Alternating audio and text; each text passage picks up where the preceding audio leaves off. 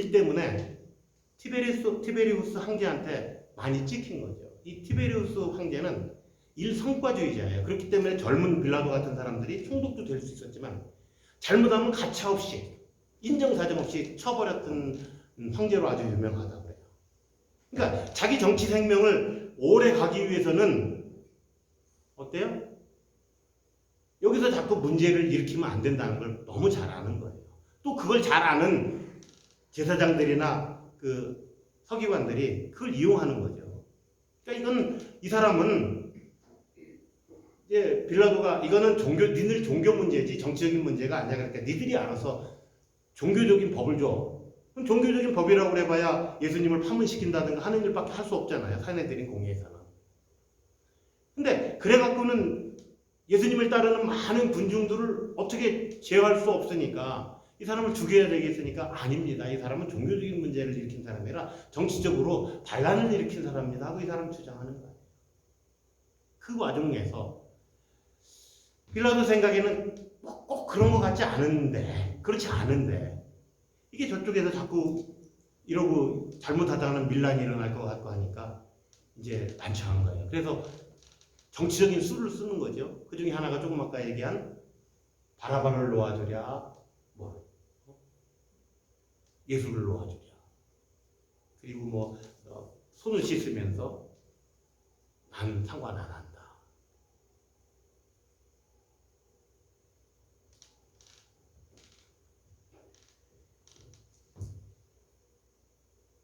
그리고 예수님이 왔을 때 불법이라는 걸 알았어요. 예수님이 산헤드린 공회에서 대제사장 뜰에서죠. 대제사장 뜰에서 신문을 받고 거기서 기소를 했잖아요. 그 사람들이 검사 역할을 한 거예요. 기소를 했잖아요. 근데 산헤드린 공회는요. 밤에 열릴 수가 없어요. 법적으로. 그러니까 불법으로 이렇게 해서 기소를 했는데도 그거에 대한 말을 한마디도 못합니다. 그러니까 대제사장과 서기관한테 이건 불법으로 한 거니까 무효. 판사는 그걸 결정할 수 있어요. 왜냐하면 그렇잖아요. 검사들이 분명한 증거지만 불법적으로 이렇게 수집된 증거는 법정에서 효과가 없어요.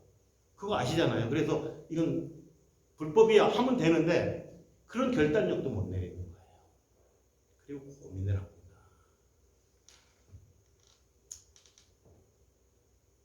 그 결과 오늘 우리 이름에서까지 본디오 빌라도 이야기가 나오는 거죠. 본디오 빌라도에게 고난받아서. 아마 지금까지 본디오 빌라도 때문에 고난받았다는 이 신앙 고백을 한 사람들이 예수님 돌아가시고 사도신경이 생긴 이후에 몇 명이나 이 신앙 고백을 했을까요? 아마 몇십억 명이 아마 전체 따지면 100억도 넘을지 모르겠네요. 예수를 믿고 신앙 고백한 사람들이 얼마나 될지 모르는데 그 사람들에게 공공의 적이 돼버리는 그런 역사적으로 큰 오점을 남기는 일을 하게 된 것입니다. 오늘날 이 본디오 빌라도를 통해서 어떤 교훈을 우리가 받을 수 있나요? 저는 노회나 총회나 또 목사님들하고 많이 대화를 하면서 참 정치적인 목사님들을 볼 때 가슴 아플 때가 많습니다. 교회도 마찬가지예요. 큰 교회들은 정치적인 세력 때문에 정치적인 어떤 그 갈등이나 이런 것 때문에 교회 문제점을 많이 일으킵니다. 특히 큰 교회들일수록 작은 교회는 그런 일이 거의 없어요. 큰 교회들은 그렇죠. 어떻게 보면 우리 멕시코 한인교회도 컸을 때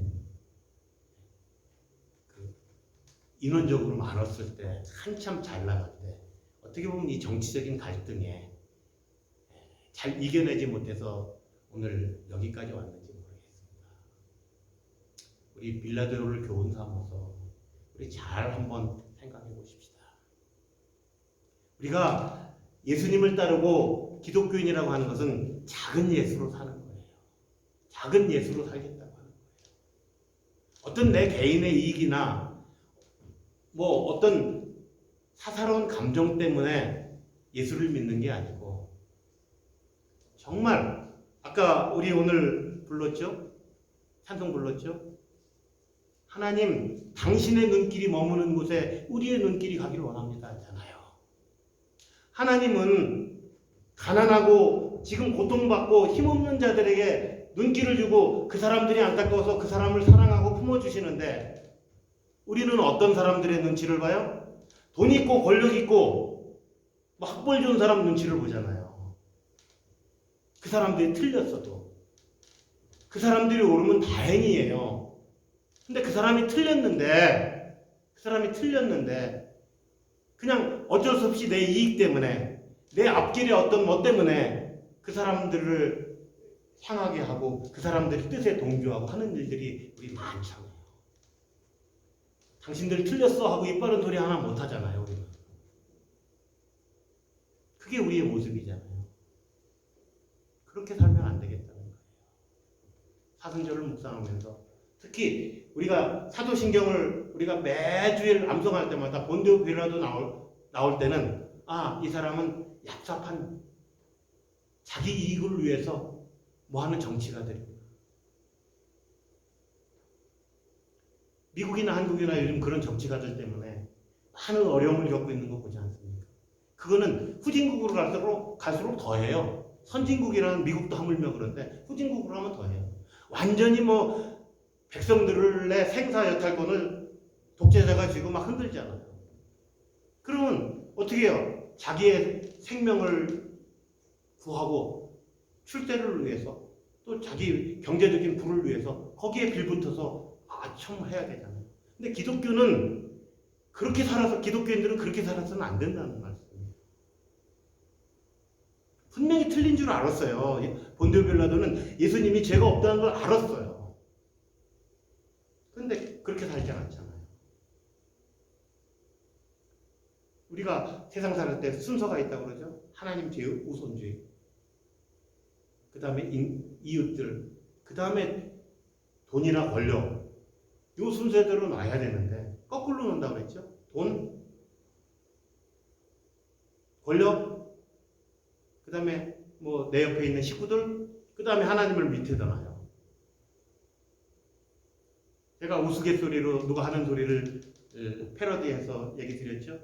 God, G.O.D, 하나님을 제대로 믿으면 하나님을 믿는 건데, 거꾸로 놓으면 어떻게 돼요? 순서를 바꿔놓으면 D.O.G, 너 개 같은 삶이 된다는 거예요. 우리가 개 같은 삶이 아니고 정말 하나님을 순종하는, 하나님을 잘 섬기는 사람들. 그래서 어쩌면 제가 개인적으로 사적인 데에서 그 잘못되는 정치가들을 막 뭐라고 하고, 저런 정치가들은 좀 물러났으면 좋겠다고 주장하는 게 바로 그래서 그래요. 하나님은 돈 있고 권력 있는 사람이 아니고 힘들고 어렵고, 예수님이 가서 정말 사랑했던 사람들은 이 당시에 바리새인들이나 대제사장들이나 이런 사람들이 다 무시하고 막 욕하고, 어떻게 예수님이 저런 죄인들을 사랑할 수 있냐고 막 그러잖아요. 근데 예수님은 개의치 않으세요. 왜요? 정말 그 사람들에게 복음이 전파돼야 되고 그 사람들을 사랑하는 것이 하나님의 뜻이기 때문에 그래요. 전체적으로 볼 때 돈 있고 권력 있고 부자들은요, 퍼센테이지로 몇 명 안 돼요. 미개한 나라, 이런 나라들은요, 상위 한 4~5%가 전체 나라의 재산을 한 90 몇 프로 가지고 있다고 해요. 근데 예수님은 그 돈 있고 힘 있는 권력 있는 그 사람들 구원에 관심 있는 게 아니라 온 세상 모든 사람들인데, 그 사람 때문에 괴롭힘 당하는 90 몇 프로의 사람들을 예수님은 사랑하시는 거예요. 선진국일수록 차이는 줄어듭니다.